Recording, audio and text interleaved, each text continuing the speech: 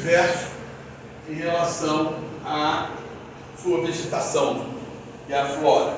Principalmente a nossa Amazônia, o arco do desmatamento, né? Trechos da África e Ásia também, alguns locais bem concentrados, como na Austrália, como na Indonésia, Malásia e Vermelho, você tem aí as áreas que são fronteiras de desmatamento pelo mundo, né? Aqui não se destacou tanto a nossa Mata Atlântica, porque a nossa Mata Atlântica já sobrou tão pouco, como eu vou mostrar, e realmente, pela legislação, por várias atividades de conscientização, de pressão, fiscalização, nós temos visto a redução, né, muito forte no desmatamento, embora ele está ocorrendo ainda. Mas o grande problema que a gente sempre tem quando a gente fala das florestas tropicais está ligado às commodities, principalmente produção de grãos e minérios, né, para comércio internacional, que entra a exploração de madeira, mineração, algumas construções de hidrelétrica. Hoje em dia é muito mais, a gente não está vendo tanta construção, principalmente no Brasil, né, e os incêndios florestais, que são os maiores problemas. Isso tudo tem gerado um problema sério de homogeneização biótica na nossa vegetação. São vários fragmentos, que a área com a perturbação ela é fragmentada, tem o que? Ocasionado uma substituição progressiva da flora nativa, ou por espécies invasoras, ou por espécies nativas que a gente chama de espécies bem agressivas, né? E que elas se estabelecem e inibem o desenvolvimento de outras espécies, e a comunidade vai ficando, então, uma outra cara com dominância de certas espécies.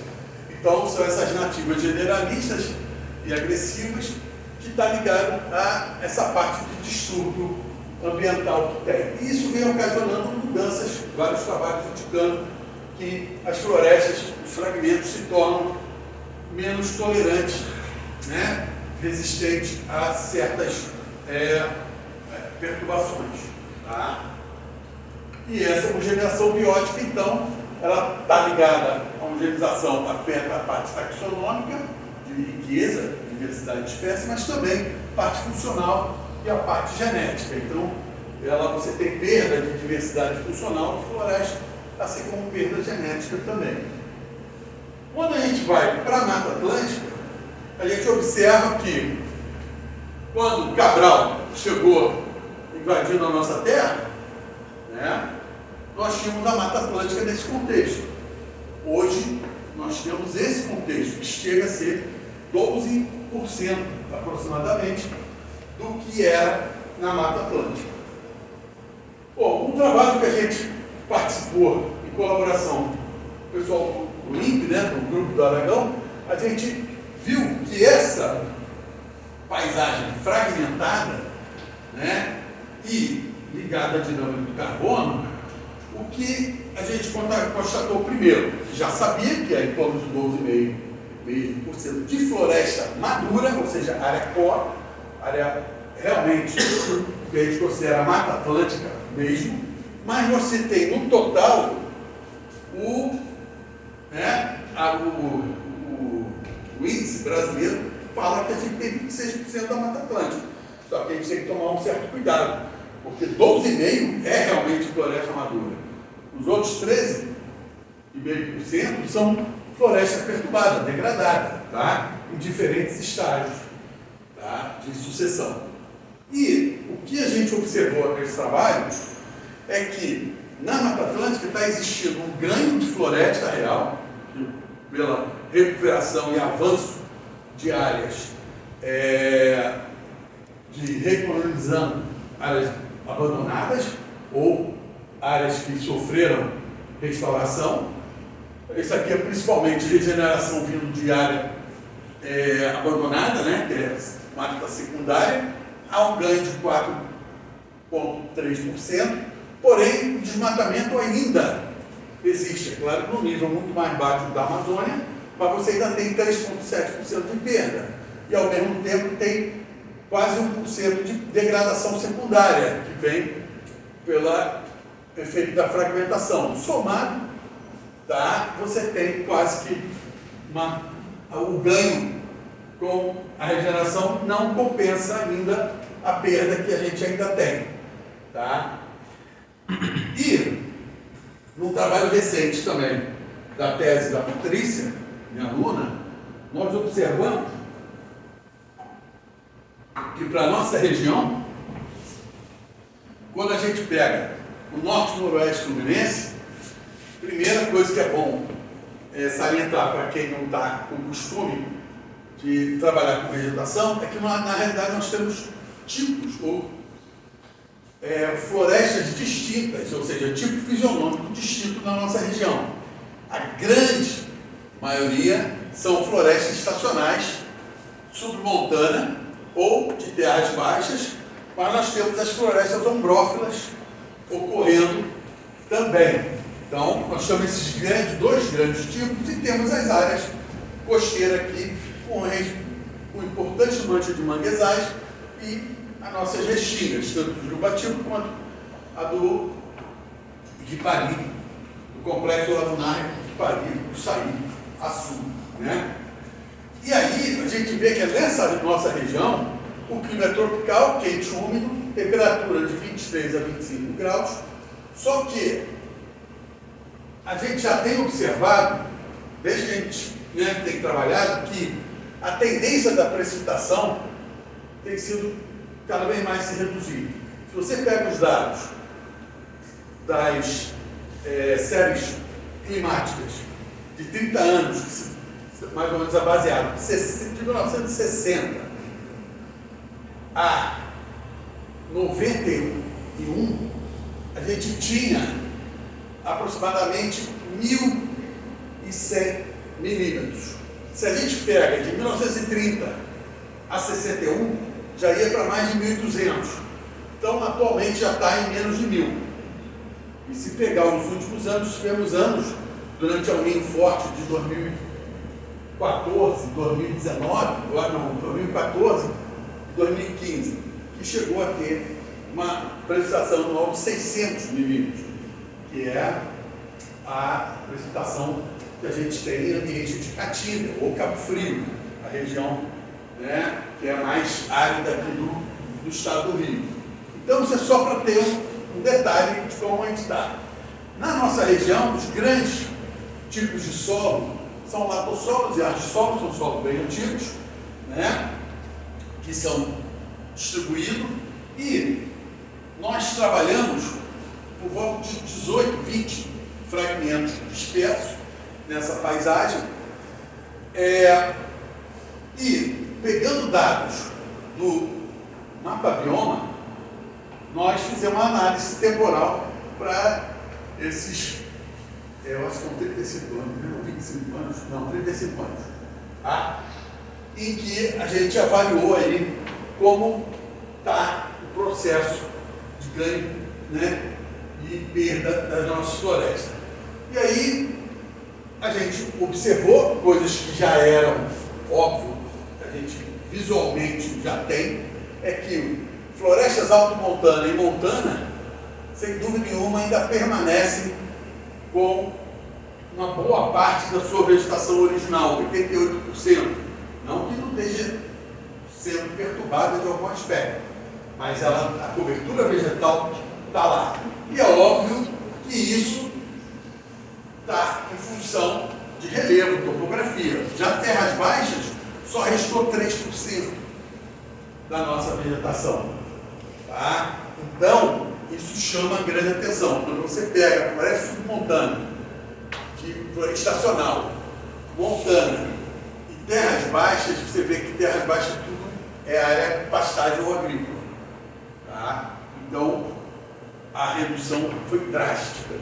E aí chama logo a atenção que a gente precisa agir e fazer algo nessas áreas, porque elas não cumprem nem o que o nosso Código Florestal, com todas as mudanças que já foram feitas, ainda, se fosse cumprir o Código Florestal, a gente tinha que ter pelo menos quase 20% de área protegida. né? Então, esse é o problema maior que a gente destaca. Então, que a gente não pode considerar a nossa região como uma coisa única. Quando a gente fala de Mata Atlântica, a gente tem que considerar os tipos fisionômicos e a variação que tem da costa para o interior. E isso mostra claramente como você tem uso da terra bem diferenciado, né, nessas áreas, e principalmente pastagem e agricultura sendo aqui é a agricultura, pastagem sendo o grande vilão da história, né? Mas se a gente tivesse o Código Florestal sendo cumprido, muito dessas coisas aqui teria, né, já estaria, né, não estaria nessa situação que a gente mostra. Então essa figura deixa claro, quando a gente pega uma floresta estacional de terras baixas, o que é essa cor mais rosada, marronzada, é área de uso antrópico. Quando a gente pega o verde, é a floresta, o que resta. Então você tem a proporção aí, mostrando como que a floresta montana tem uma situação bem distinta da floresta estacional de terras baixas. E uma outra coisa que chama a atenção é que alguns desses locais, principalmente nas terras baixas, também dá para a gente entender a expansão urbana que é incisa, passa a ter também um aspecto importante no impacto dessa região. Então, algumas áreas de floresta sendo convertida para áreas urbanas, né, pelo crescimento. E nós temos também uma relação de floresta secundária e floresta madura que preocupa, porque o ganho e perda, que é o verdinho claro e o vermelho, está em função de estabelecimento de florestas secundárias, mas você tem, às vezes, uma perda maior, como foi de 85 a 90, há uma tendência até de inversão e aqui começa quase que igualar. Então, em algumas situações, você tem um ganho maior do que perda, em algumas a gente tem o contrário, mas a situação fica mais ou menos sempre em equilíbrio. Nós não estamos ainda numa situação, embora no balanço geral, nos últimos anos, a Mata Atlântica até expandiu um pouco em função de algumas áreas de regeneração natural estarem tendo um papel importante. Quando a gente tenta observar como nós estamos em termos de unidade de conservação, nós observamos o quê? Que menos de 8% da nossa região está protegida em área de conservação. Quando a meta do governo é pelo menos 10%. O ideal é mais do que isso. Então nós estamos abaixo dessa meta, onde também 3,2% é de proteção integral, ou seja, são áreas de conservação em que realmente a gente tem ou tende a ter uma fiscalização e uma proteção maior, como o nome diz, integral. Quando você tem quase 1% em uso sustentável, são aquelas áreas ligadas à APA, ligadas à reserva extrativista, que permite algum uso igual sustentável. E 3,6% é a área de APP. E que a gente poderia melhorar muito isso se fosse cumprido parte do Código Florestal, que seria a restauração de áreas de APP, que estão hoje extremamente degradadas, né? Então, a gente ainda observou o quê? Que quase 2% do desmatamento que foi observado, tá, ocorreram dentro de áreas de proteção integral. De alguma forma, teve um problema. Tá? E o uso sustentável, quase 3%, né, da área deles. Então, é claro que não é do total, da área de proteção, perdeu ainda 3%, numa quase 3%, na outra quase 2%. Mostrando que nem por ser uma área de proteção, garante que a coisa é efetiva, né, e realmente funciona. Você tem ainda problemas que vai fazer com que a gente trabalhe com melhor conjunto de leis, coisa que a gente está vendo pela mídia, que a coisa está tentando inverter, deixar a legislação da Mata Atlântica mais frouxa ainda, que vai ser pior, muito pior para esses números, e também desaparelhamento do Estado, que a gente vê que muitas vezes a gente tem tanto o próprio Estado quanto municípios sofrendo o problema de não executar certas tarefas por não estar bem aparelhados, seja pela mão de obra, ou seja, os especialistas, né, seus técnicos, mas principalmente por falta de equipamento e falta de recursos. Né? Então, uma coisa que a gente tem que sempre brigar, que não vale só botar culpa nos órgãos ambientais, porque muitas vezes eles estão amarrados também com uma estrutura que não é muito eficiente. Então, como considerações gerais para esse trabalho, o que a gente percebe é que as alterações promovidas pela fragmentação na região norte e noroeste, elas são muito mais pronunciadas nas florestas estacionais de terras baixas e também nas florestas ombrófilas de terras baixas que a gente tem. Então, as terras baixas é que sofrem realmente mais. Do ponto de vista estrutural, essa fitonomia possui um maior número de fragmentos pequenos e que isso já faz com que esses fragmentos sofram mais efeito de borda e tenham maior distância entre eles, dificultando então a conectividade, a troca, né, genética, etc., dispersão de animais e da flora. E a região possui um enorme passivo ambiental, que pode ser convertido em melhoria, né, através da restauração dessas áreas, promovendo uma maior conectividade. Então, basta cumprir a legislação, tá, fazendo com que quem tem sua propriedade, tem o seu carro, ele cumpra o carro e restabeleça parte da vegetação que foi degradada, você já melhora muito esses índices. E isso dá em torno, só na área de proteção permanente e reserva legal, dá um ganho de no mínimo 5% para a nossa região, que já faz uma boa diferença, ainda mais que a gente só tem 3% permanecente. Né? E, com isso, a gente sugere 3, né, frentes para tentar minimizar esse problema. Primeiro, tem que se manter, através de legislação, fiscalização que a gente tem, como floresta madura, em pé. Então, realmente, aqueles índices de quase 2% de desmatamento dentro de área de unidade de conservação integral, isso não pode ocorrer. Manutenção, a restauração das áreas degradadas, principalmente áreas de APP e reserva legal, e conservação de floresta secundária e regeneração, porque esse é outro problema. O os dados mostraram que tinha áreas que estavam regenerando, daqui a 2, 3 anos, quando você pega outra série temporal, você vê que aquilo já foi desmatado, ou seja, o que estava regenerando sofreu corte e já não é mais uma área que você pode considerar que estaria coberta de floresta, porque tem uma dinâmica intensa de uso. Tá? E só comentando rapidamente sobre um outro trabalho que a gente, né, participou, sobre o potencial de ganho, né, de aumento de floresta com a mudança climática, em termos de biomassa.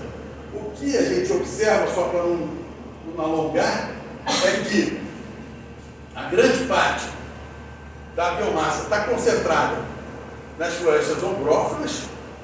A nossa floresta estacional, ela tem como característica uma biomassa menor do que as ombrófilas.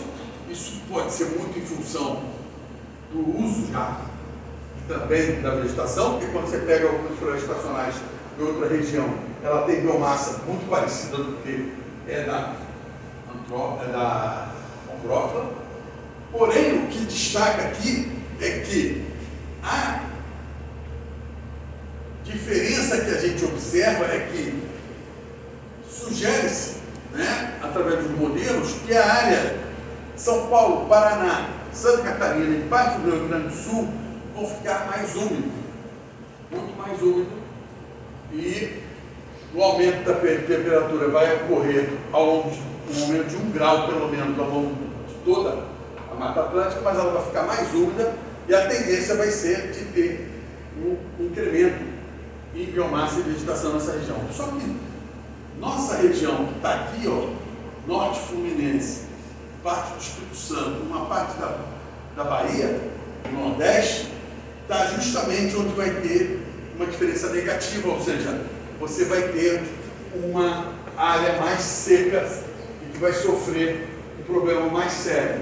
Então, o que a gente observa é que a temperatura, tá?